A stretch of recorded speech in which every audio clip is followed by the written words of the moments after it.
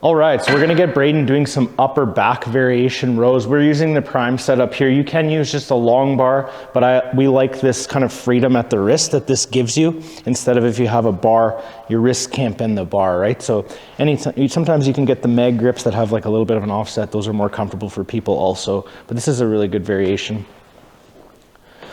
So what we see a lot of times is people using way too much hips here and using momentum at the hips to lean back too far. And this changes this into like a hip hinge slash integrated back movement, and it's too much.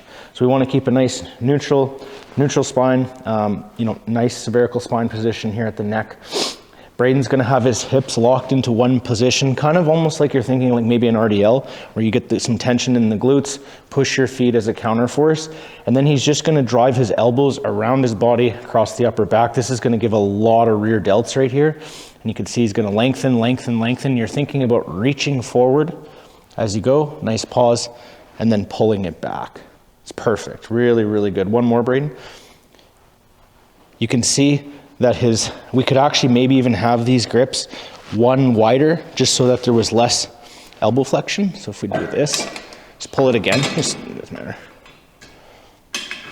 And what you'll see here is now when he gets to the back of his row, right here, perfect. We have a nice 90-degree angle, and his hand isn't inside the joint now. So that's really perfect. We'll give you guys a back view in just a second so you can see what it looks like from the back. So we're just gonna give you guys a little back view of the finished position for Braeden as we went through from the front. So he's gonna really work on driving these elbows back. Again, getting the elbows behind the torso is gonna really shorten the rhomboid and the rear delts. These are really good.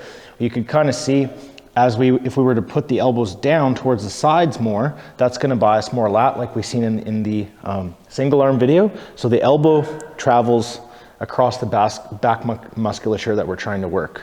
Perfect right there.